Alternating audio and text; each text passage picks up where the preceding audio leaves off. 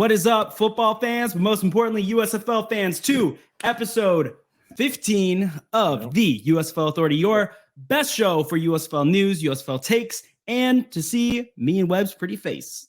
That rhymed. I didn't mean to do that, but woo, Webb, how you doing, man? It was a good week for our two teams. Oh, yeah, we got the two hottest teams in the league. I guess the Showboats would be the only one that can kind of say that they're there. But you're RJ Young.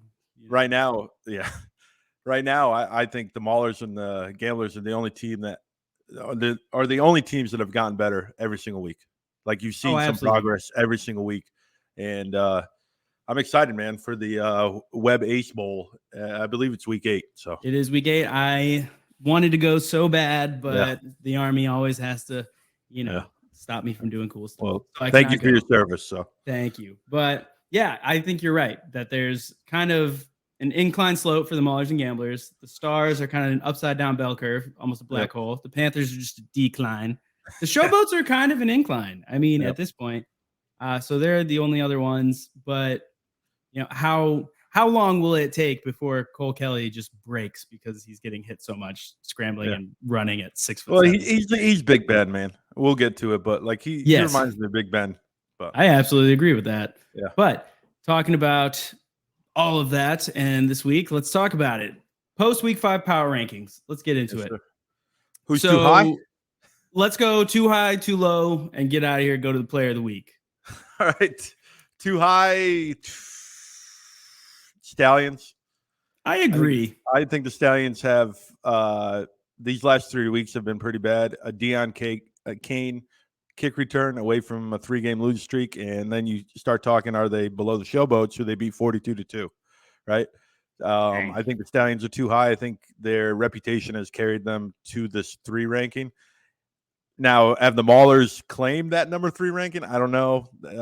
I don't know who else you put there. I love the Maulers, obviously, but there's no one that says, they're definitely better than the Stallions. So I'm okay with it, but they're the ones that stick out to me. How about the fact that the USFL itself tweeted out today, who is the better 3-2 team, the Gamblers or the Stallions? And it's like, dude, one of these teams just beat the other team. So with a backup quarterback in, I don't know what you want. A backup quarterback, that's a much bigger difference than Scooby Wright.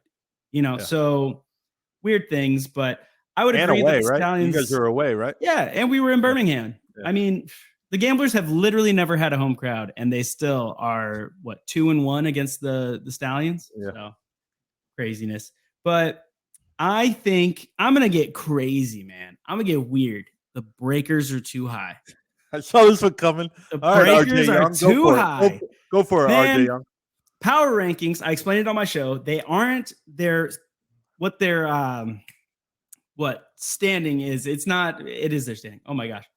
Well, no, it's not their necessary standing right now on their record. That's what I'm trying to say. How they're going. It's not their record. It's the power that you see in that team right now. If the Gamblers and Breakers had played this week, the Gamblers would have won. The Breakers played the Showboats. The Showboats had a terrible day offensively. I mean, it was just the fact that they were able to stuff West Hills in the running game. And at that point, the Breakers didn't really have anything. MBT showed that he is not the spring football god that everybody crowned him as. It's that he's not. Dude, ask my brother. He will say all day, every day, MBT overthrows half of his balls.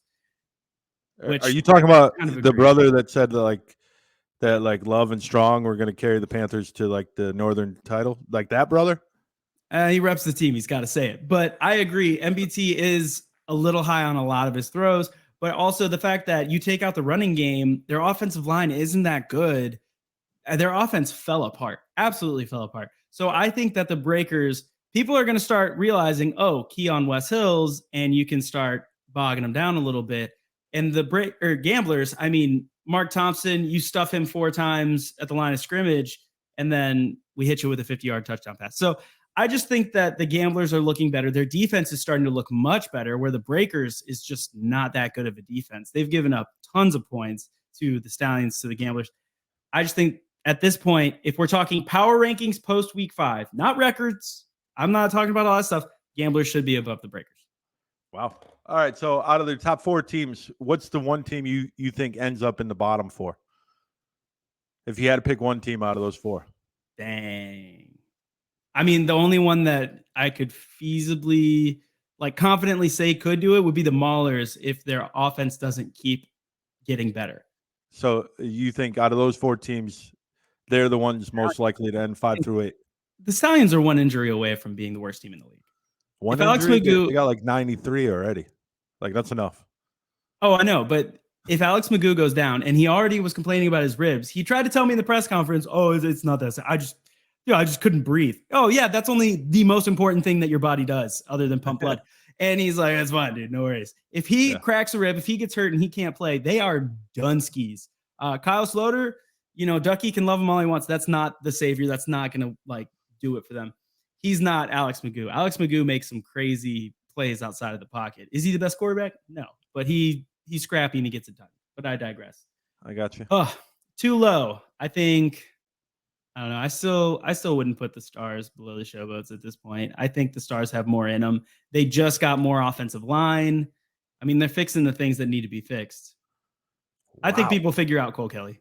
I just think it'll happen. I think the Showboats are too low. Actually, I'm the complete opposite. I think they're ascending. I think Cole Kelly is a gamer.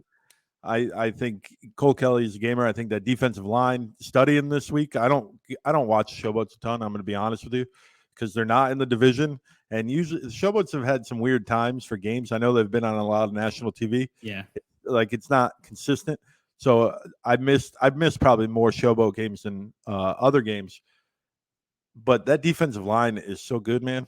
Like, they hit the quarterback. And I really think if you can dominate an offensive line in this league, your team will be all right. And I feel like Cole Kelly's that gamer that keeps you in games, and they'll stick around. Their problem is 1, 2, and 3 in these power rankings are in their division. Yeah. That's their problem. That's the hardest part. Is that if they were the Minneapolis Showboats and in the North, I think they would be competing right now with the Maulers and Generals for that top spot. So, man, if there was a Minnesota team, I'd be jumping on that so quick. But I digress. I am with my gamblers all the way, because there is no Minnesota team in any of the history of the USFL. But let's move on, and we go to the player of the week. And I don't know if we'll have the same player of the week. I doubt we will. We won't. Okay, well, let's go. Mine is Mark Thompson, because at this point, he is the best player in the league. He should be the MVP. Mark Thompson has not shown that anybody can slow him down. He went from 2 touchdowns in his first week back, then 3 touchdowns and another 3 touchdowns. Everybody was saying Wes Hills is the guy. He's him. And then he gets absolutely steamrolled by the Showboats this week. 38 yards on the ground, 0 touchdowns. He had some catches, but at that point, they were just dropping down to whoever could be open. So I think Mark Thompson shows that he is the guy in the league right now. I mean, he's the target. Everybody wants to hit him. Fair enough. I have 2 players a week. One's a mauler. Who is One's a mauler. One's a mauler.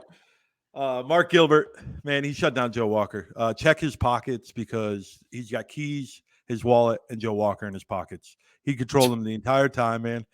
The pass interference calls were bogus. Me and you were going back and forth during the game. Is Gilbert aggressive? You can call him handsy all you want, but it was going both ways. One time Walker fell on him and I got a pass interference. Like, he legit fell on him, tripped on him, and fell on him. 5 pass deflections, right? 2 tackles, an interception. He dominated the first half. He shut down Joe Walker, which I thought was one of the better wide receivers. Blanketed him. He is one of the better wide receivers, and he blanketed him. He had 1 catch. It was killing me. My fantasy team is in just shambles. It's terrible. Gilbert. And then the other guy is Breland Speaks. Same game. That guy is an absolute animal. That's crazy. Yeah, he just 3.5 sacks, I believe, this week against Maulers. Like, he was tied 2.5. But he also had a fumble recovery that they didn't even put on his stat line for Defensive Player of the Week. But he was tied with Olive for league lead in sacks. And now he's running away with it.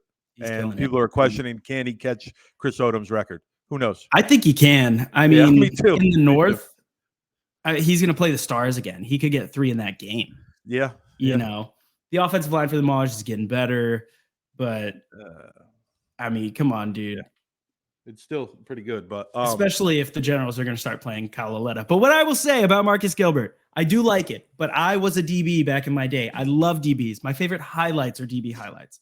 He's too handsy. I get being aggressive, but this is professional football. Did you play zone? Did you play zone in high school, or did you play a lot of man? We played both. It depended on the week. Some weeks we played only man, and some weeks we played only zone. So basically, the Maulers defense, they leave them on an island. They're by themselves. All the DBs. Yeah, I get that. And I get that. And trust me, as a guy who only ran a 4.6 40 and wasn't that tall, I was getting handsy, but that was high school. And you have to realize that when you get up to the professional level, you cannot be hitting the receiver like that, grabbing them, pulling on them when you're past 5 yards. So I get it. And I'm glad that in this league, they let them play. But in the NFL, I've seen someone who has all the talent, all the makeup speed in the world, who was just too handsy. And it took him years to work out in the NFL. It was Trey Waynes. I was incredibly excited about him with the Minnesota Vikings. He was just too handsy. And I think Marcus Gilbert, he's right there to being like number 2 corner in the league behind Amani Dennis. Okay. Joe Walker had 9 targets and 2 catches, 20 yards. Yeah. You can call him handsy all you want. I know. Like all I call that's defense, man. Like I said before, check his pockets because there's a wallet, there's keys, and there's Joe Walker in his pockets. So yeah. All right. Well, we've beaten that to death. Now we have our week 6 predictions. Let me get this going. Where's my? All right. Oh boy. Oh, dude, it's gonna be cool. All right. What? My bad. I gotta share a different screen. I start making this so intense and so much more technologically advanced that it just starts throwing me off. Here we go. So the cool thing that you brought up that I thought that is actually very cool, Webb, good job, is that we have a confidence ranking where we pick one game of the week that we are like, this pick, we're not taking any chances on. This is the one that we believe in. And that one is outlined in gold instead of whitish blue. And then the other ones are just our picks. And you told me I was going to go 0-4 this week. I changed one because I started thinking about it. You got in my head. But otherwise, I stuck to my guns. I am a full believer that in this league, any team has the ability to beat any team any week. That it can just happen. All the underdogs won last week. Why the Gamblers were the underdog? Yeah, I don't know. But yeah, but it happens. Betting, whatever. But here we go. So let's talk about it. Game 1, Maulers at Showboats. Why did you pick the Maulers?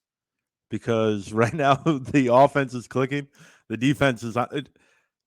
I'm not kidding. When talking to Jaron Horton this week, he said that defensive line, and it was close to the game, was the best defensive line performance he's ever seen in professional football. They hit that quarterback. They hit Carson Strong and Josh Love. They knocked Carson Strong out for the year. Yeah, Olive and Boogie were hitting, like they only had 3 tackles combined, but they were controlling the offensive line the entire game, and it changed the entire game. And that defensive line is rolling right now. And I think Troy Williams has settled in. It's almost like Kenji Bahar like a couple weeks ago. It just seems like the offense is starting to click. Trey Walker's back, start making plays. Bailey Gaither's catch, come on, that's catch of the year. That catch was crazy. It's not catch of the year. I don't think. Okay, we'll see. If it was a touchdown, maybe. I think we're going to see some crazy stuff. I don't think the Showboats continue the trend because both Showboats wins. The Panthers are on a downslope, right? Yeah. So they caught the Panthers at the right time, and I think the Breakers were a little cocky, like they were and I think the Showboats, they're able to hang around with people. They're not going to get that kind of treatment with the Maulers. The Maulers aren't going to take anyone for granted. It's just in their DNA by getting to know them. They just want to beat up everyone. Yeah. And I just think they'll line up and they'll be able to hit Big Ben, his little clone, or not little, I guess. He's 6'7", right? Oh, big, man. But I saw him in person. The dude is insane. Yeah. Standing next to Brady White, I mean, he dwarfs him. It's crazy. But why did you pick the Mauler? Here's why I picked the Maulers. So the Showboats last week were able to shut down the Breakers because, they had to hit the run game, and then they had a quarterback who's really not going to run. Troy Williams gives them that extra dimension to their offense that will help them be able to do what, all the teams at the beginning of the season were doing to the Showboats. And then also when we're talking about Cole Kelly has been able to kind of make it happen for the Showboats. He's been able to extend plays, to the fact that he had, what's his name? Myrick for the Panthers come up and hit him at full speed, and he did not go down. He just kind of slowly was going down, looked around, and threw the ball away. That blew my mind. To be so big at quarterback that a linebacker comes at you full speed and doesn't just knock your head off is crazy. But I think that there's enough speed and size on the Maulers defense that he's not going to be able to do that. I think Cole Kelly is going to meet his maker this week. I think Troy Williams is able to move around enough that the Maulers, they're just going to have the edge this week. Ruben is back. Ruben's back. Yeah. That was another thing. Once I saw Ruben's back, I was like, nah, that's helpful. Like I said, there is no better duo in this league than Ruben Foster. And, they are ridiculous. Man, but whatever. Let's go. Game number 2, Stallions at Panthers. Why did you pick the Panthers? I need to know that before I can talk at all about the ponies. Why? Because I have hope. Because Carson Strong is hurt. He's out for the season. I believe in them that they can bring in Eric Berrier. And I think that having a running quarterback could do wonderful things for Reggie Corbin and CV Scott. I think he could do fantastic things, even just bringing him in for certain packages. And I also think that this defense is legit. And I saw, everybody was calling Magoo the Magoat. I saw last week the dude's human. The dude got frustrated. He got frustrated early, and he let it get to him, and he let it ruin most of his game. So I think that the Panthers defense is good enough that they can shut down Magoo. And I think that this week, the offense, this is the biggest thing for me. Josh Love does not have Carson Strong sitting right behind him. I don't like that. I don't like when you have a bad drive and you're pulled. Yep. That's just not my vibe. I've never thought that was a good thing because I understand anxiety. I understand thinking you're going to lose your spot. I played football. And when you have a guy who's right there that they are constantly telling you that they will pull you for, dude, the guy in high school who they told me that, he was a sophomore, I was a senior. His nickname was Monkey. It was awful. Terrible nickname. But they kept telling me we're going to put Monkey in. And it got in my head and I'd make some mistakes because of that. So the fact that Carson Strong is not right there, right over Josh Love's shoulder, I think he just plays better. He plays more loose.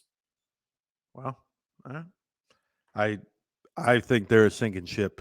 I know. I think Breland Speaks is tremendous. I do not want to criticize him at all. The wide receiver, Joe Walker, Frank Ginda is awesome. The offensive line had trouble last week, and I think they had trouble the week before, and especially against the Boats, right? The Boats' first win, they definitely struggled there. I think Birmingham is upset. I think they're angry. And I think they come out, and I think the Panthers are Birmingham's the shark in this situation, while the Panthers are just blood. You know what I mean? Like they're just going to feast on them. They're just going to feast on them. And I love Reggie Corbin, but like they cannot get the running game going. The offensive line doesn't open up. Like if Reggie Corbin and Stevie Scott can't take over the game, and you have to rely on your quarterback right now who's struggling, or any quarterback that came in, you're not going to win. You're just not. Like your gamblers. It came with Scary Terry, right? But he was able to connect with long plays. These quarterbacks are not doing that. They are not hitting things. Like I don't know how else to explain it. When even screens aren't working. I mean, it's tough. But I believe. That's fair. Well, right. you need them to lose. So yeah, I do need them to lose. All right. So game 3. This is your lock. You have the Breakers are 100% in your mind. No way they lose to the Stars. Why? Because if you listen to D. Filippo in the presser, he was angry. You can hear it in his voice that he was disappointed in this team. And I think they bounced back. I think they're a very good team. I think they thought they were better than what they are. And I think that it was a reality check. The Stars catch them at the wrong time. Now, if they beat the Boats last week, the Stars might be that team to knock them off. But I think the Breakers, I think you get the good MBT to this week. I think you get a Diggs that's real active. You get a Fernandez that's real active, which they were pretty good, but you see them step up their game a little bit. And you know me with the Stars, I just don't believe in that. I know they won last week, and I'm thankful for that because they knocked down the Generals, but And you're not going to win with your kicker kicking 8 field goals every week. It's just as simple as that. I agree. But they're adding back to that offensive line. It's getting healthier. Cook has looked better last week. The defense looks like they're finally pulling it together. That secondary, that's a good secondary. With Cody Brown, with Amani Dennis, with Channing Stribling, it's legit. Their linebackers, they're stepping it up. Their defensive line is the only thing that's still kind of in question.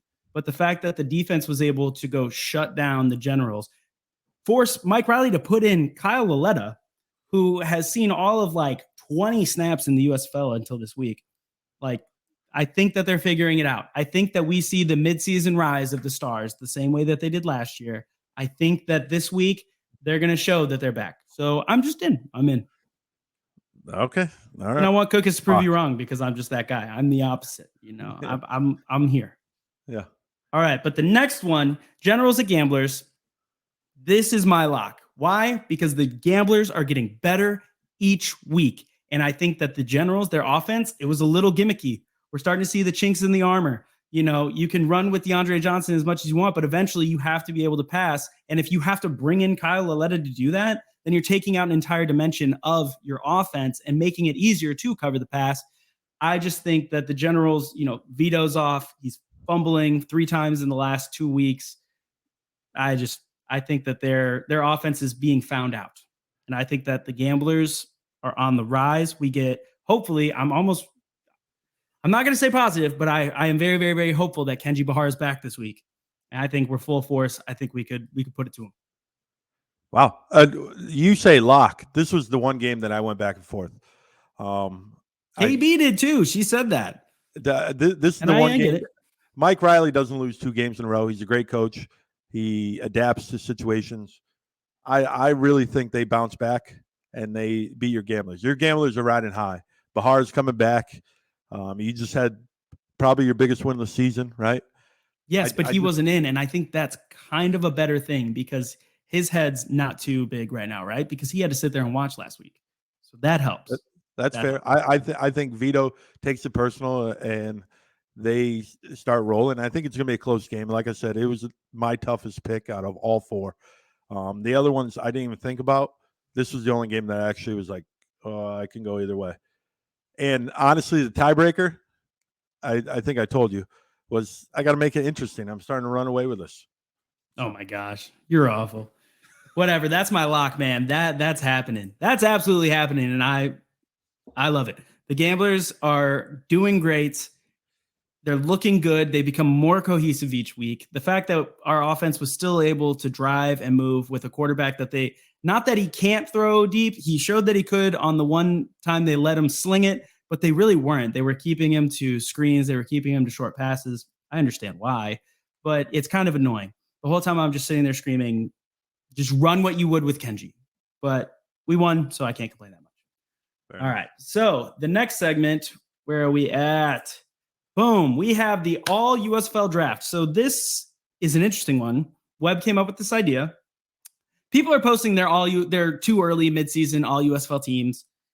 Nah, whatever. We're going to do it different. So it's a way too early All USFL squad draft. Yep. So there's 8 different squads per team. So it's Team Ace and Team Webb. And we're going to go back and forth drafting. And once we draft, so say I draft Kenji Bahar as my quarterback, then I can't use a gambler for any of the next things. So let me read through it. This is going to be intense. If you're a football nerd, you'll really like it. So the 8 different squads are quarterback, offensive weapons, which are wide receiver, running back, and tight end, offensive line, defensive line, linebackers, defensive backs, special teams units, and coaching staffs. So there's 8 pieces. And once you use a team for one of your squads, you can't use that team for another squad. So at the end, we will each have used all 8 of the teams. And just to let you know, we're not drafting Kenji Bahar. We're drafting the quarterback room too. The quarterback room. So you get all the offensive weapons. If you draft a team's offensive weapons, you get their entire defensive line room. So it's not just the starters. You know, a lot of teams have rotations going. You get all of them. So let's start. Webb, quarterback. Who are you taking? So I got to take quarterback. We're not drafting it all over the place. Oh, you want it all over the place? Well, I mean, we each get to have whichever we want. So I think, it's not like if I take, the Gamblers linebackers that you can't take the Gamblers linebackers. Well, I want to draft defensive line first. All right, defensive line. Let's go with it. Pittsburgh Maulers. I got to get them. Boogie, Olive, Nasir. I can list them all. They're all playing. I put out an all USFL team jokingly and listed all the Maulers players. My toughest thing was the defensive ends, man. Like I could have put 4 different guys there representing this team. I love this unit, and like I said, they had a great game, and they're mine. So that's my Pittsburgh pick.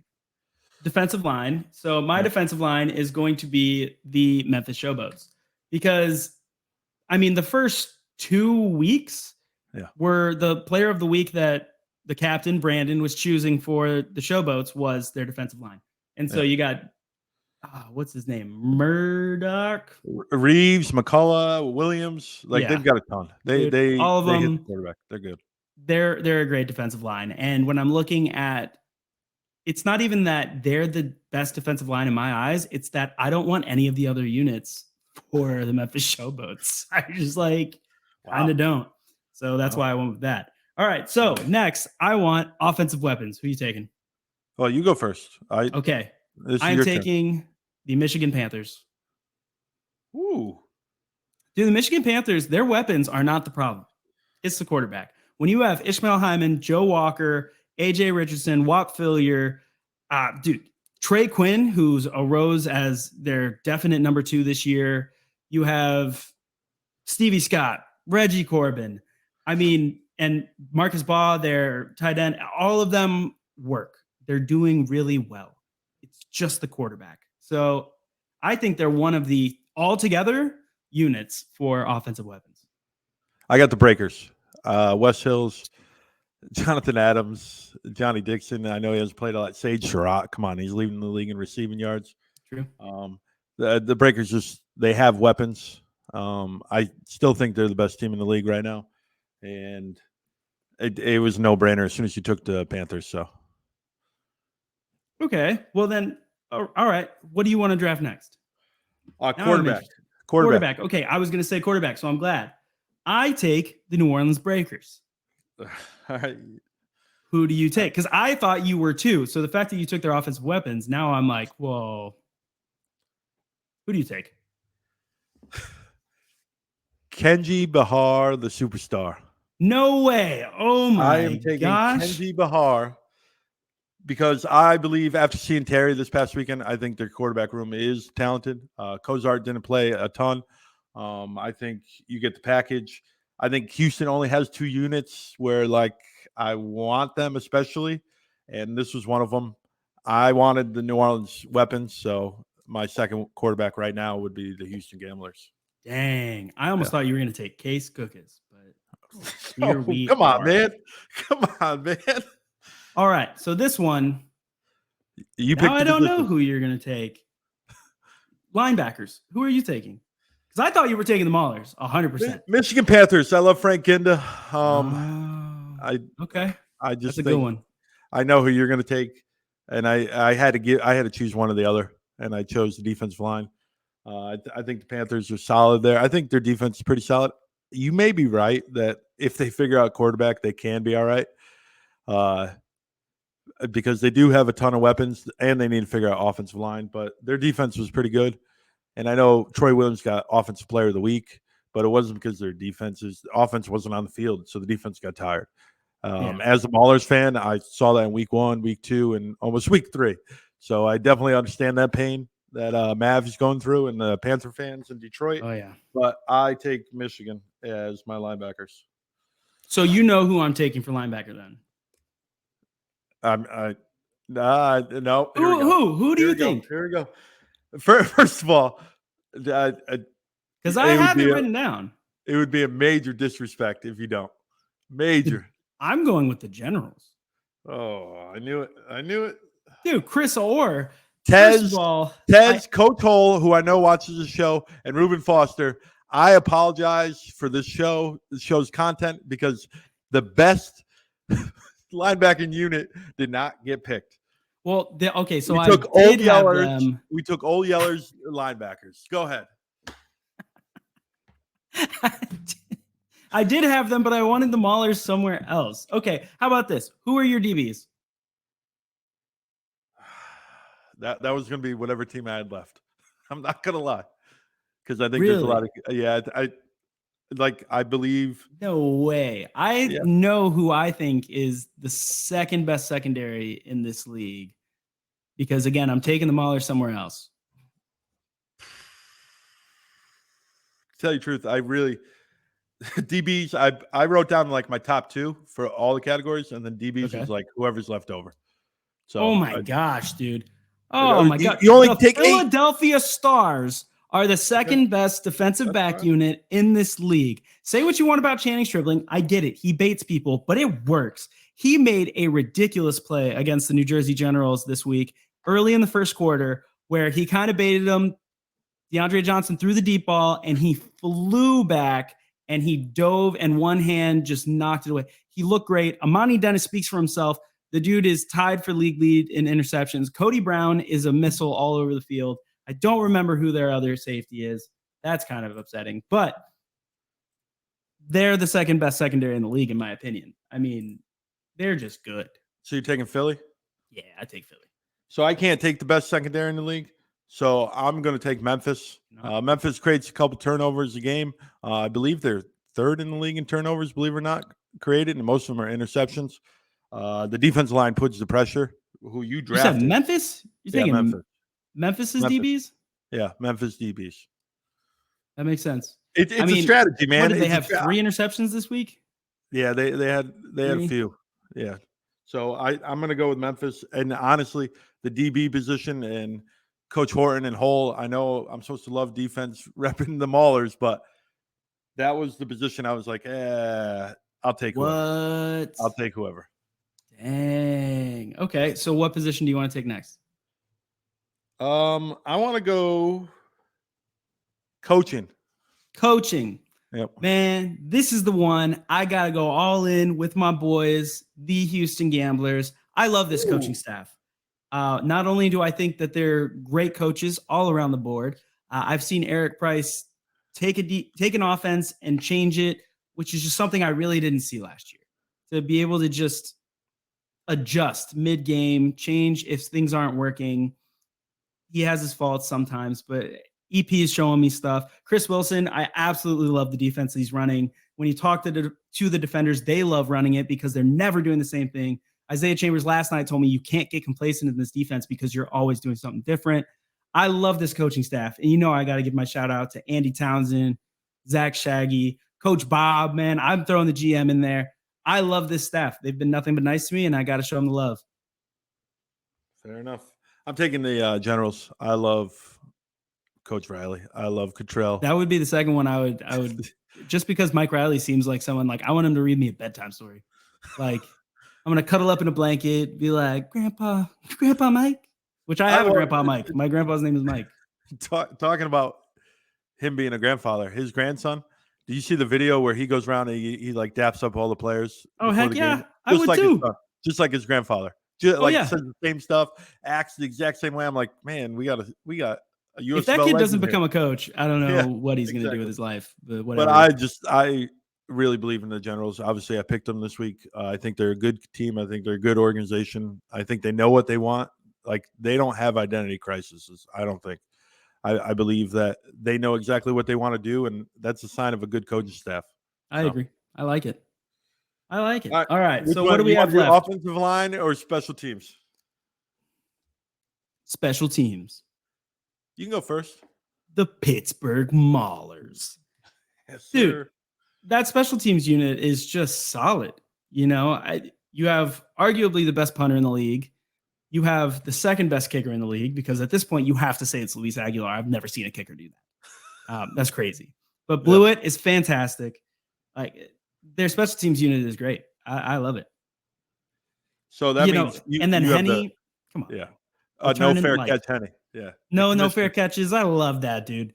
That's like the high school coach that they did a news report on one time because he only onside kicks and he refuses to not run the score up.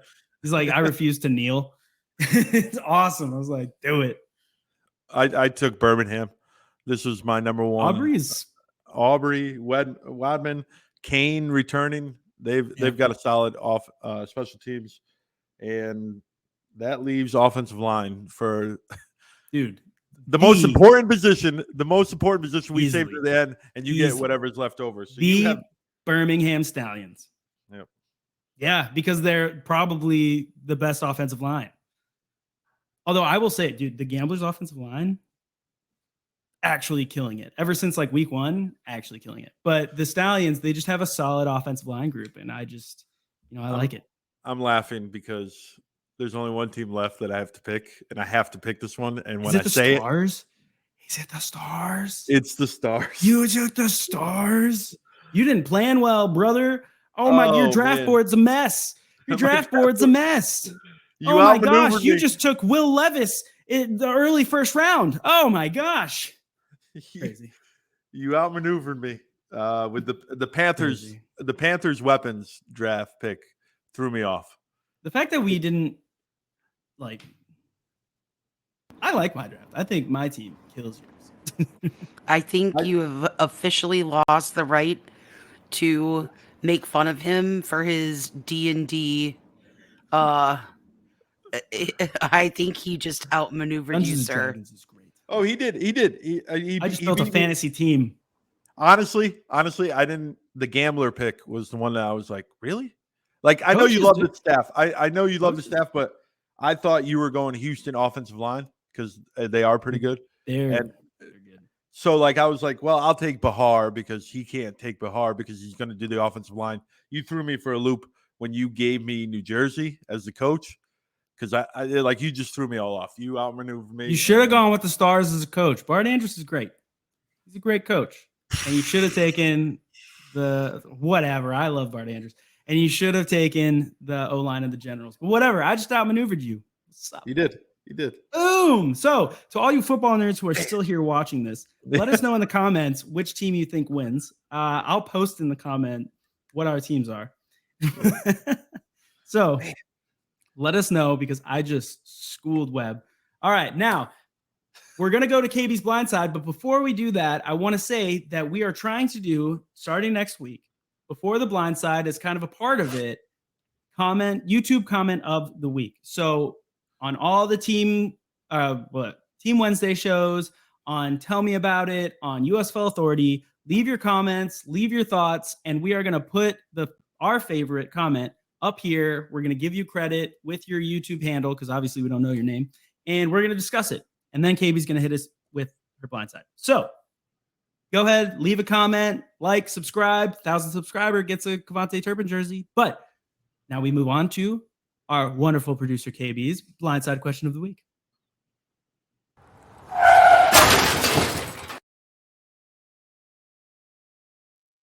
All right. For those of you who have not seen our Blindside, this means that KB is going to bring a question to us that we have no idea what it is. The rest of the show, Webb and I more or less plan, but then KB hits us with a question that we have no idea and we have to answer absolutely honestly on the spot.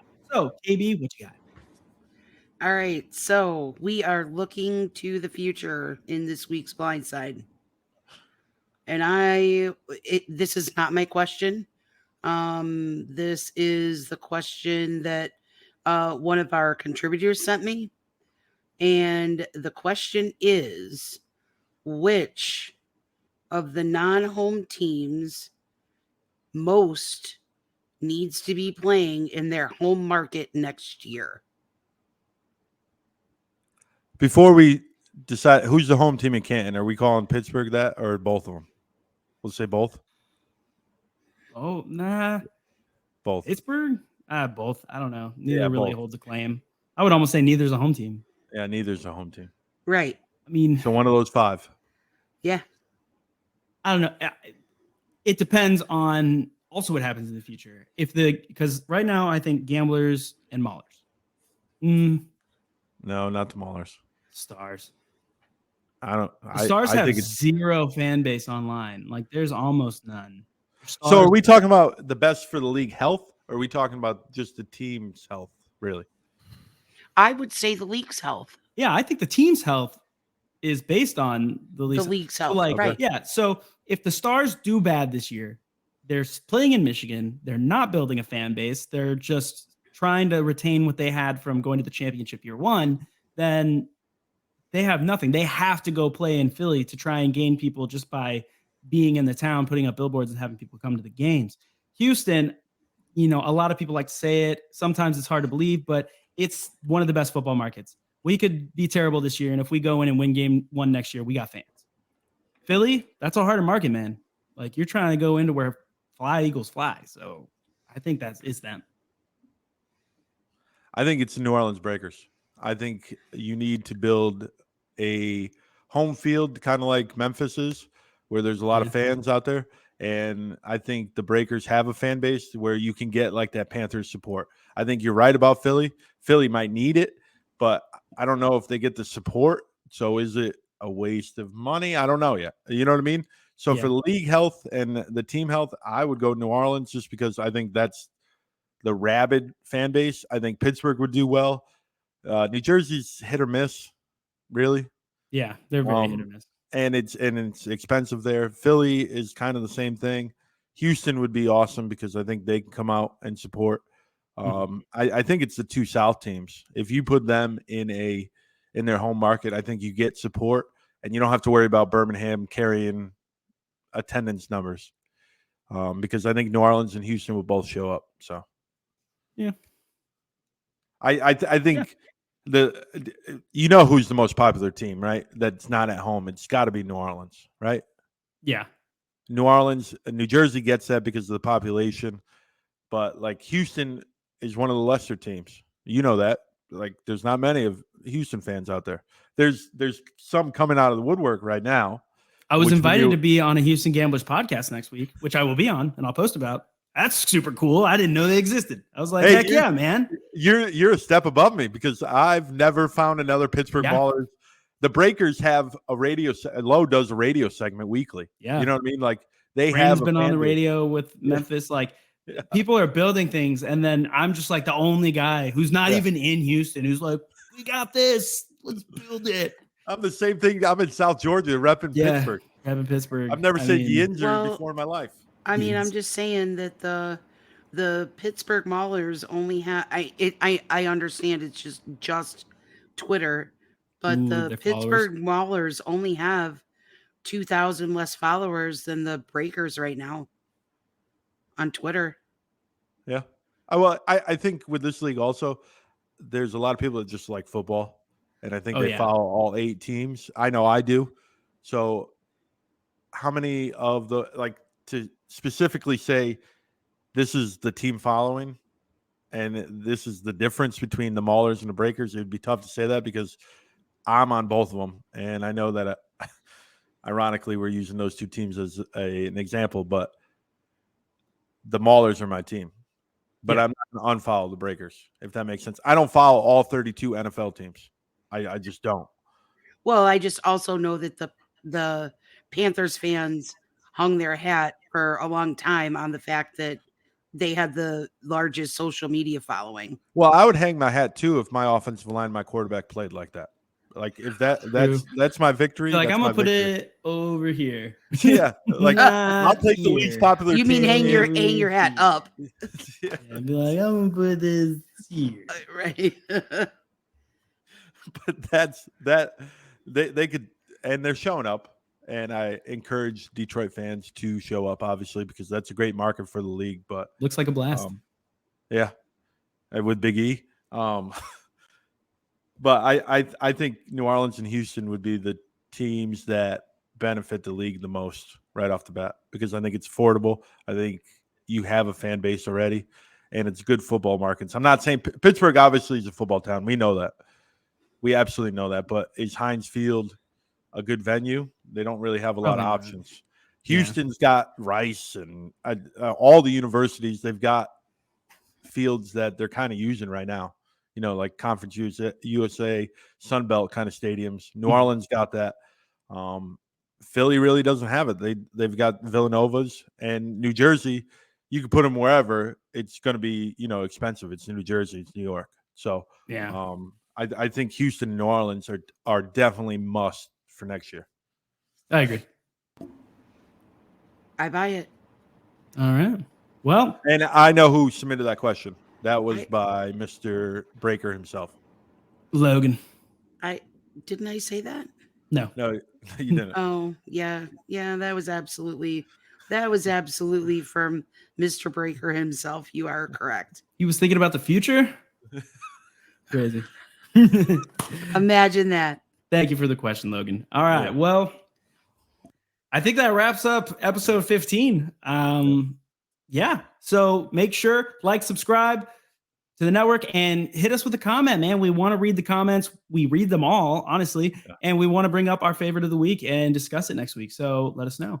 All right. And with that, Webb, do we do this?